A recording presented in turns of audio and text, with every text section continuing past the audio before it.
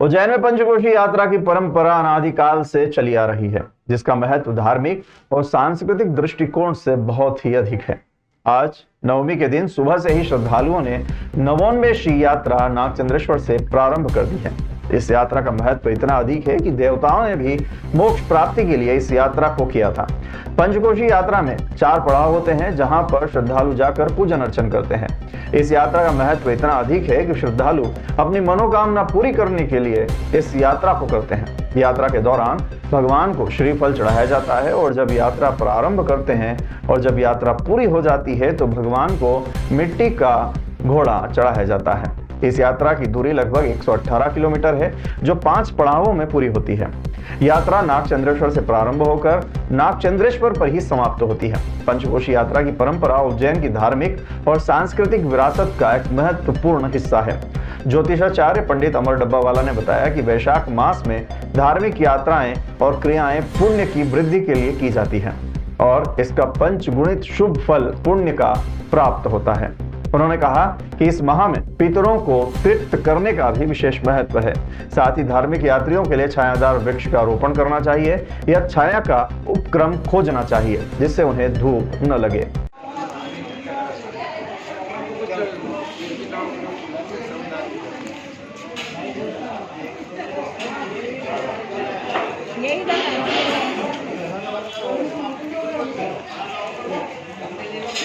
देना, मान लो बच्चे आगे पीछे हो जाए ना तो फोन नंबर वगैरह पर्ची लिख दो, घूम जाए तो पुलिस के पास आना है ना, और आप भी कभी बच्चे घूम जाए तो थाने वाले को बताना, ठीक है। आगे पीछे पिछड़ जाए, जेब में चिट्ठी लिख दो।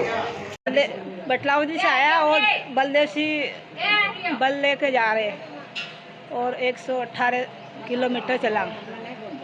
ये नहीं, यहाँ बलदेव जी बल ले तो थकान नहीं रहती है। मैं 2 साल हुई, ये दूसरा साल है, ये दूसरा साल है। मतलब अच्छा मतलब जो मनोकामना सब पूरी रहती है।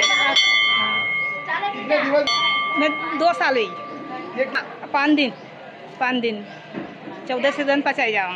बल्ला गांव से आई हूँ, तेज कुंवर मेरा नाम है। मैं यहाँ उज्जैन से बलदेव से बल लेके यात्रा प्रारंभ करती हूँ और मेरे को कुछ भी मेरा पैर दर्द होता है, पर यात्रा में पड़ती हूँ तो मेरे को कुछ भी मालूम नहीं पड़ता है और ठंडा मौसम हो जाता है और मैं सुरक्षित वापस घर पे चले जाते हैं।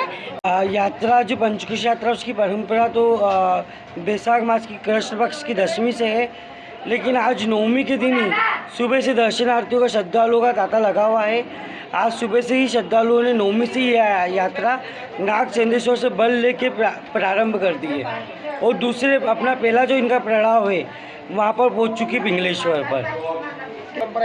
यात्रा में 4 पड़ाव रहते हैं, 9 पड़ाव रहते हैं और प्रत्येक पड़ाव के एक शिवलिंग है, एक द्वारपाल है। वहाँ पर सभी श्रद्धालु जाकर पूजन अर्चन करते हैं।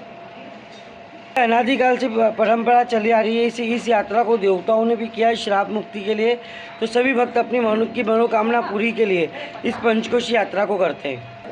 यहाँ पर भगवान को श्रीफल चढ़ता है जब ये लोग यात्रा प्रारंभ करते हैं, और जब यात्रा कर आते हैं उस समय भगवान को मिट्टी का घोड़ा चढ़ाते हैं। अश्व चढ़ाने का महत्व है। यहाँ पर 118 किलोमीटर की यात्रा है, जिसमें 5 पड़ाव रहते हैं। भगवान नागचंद्रेश्वर से प्रारंभ होकर भगवान नागचंद्रेश्वर पर ही समाप्त होती है यात्रा। ये 5 दिवसीय यात्रा है।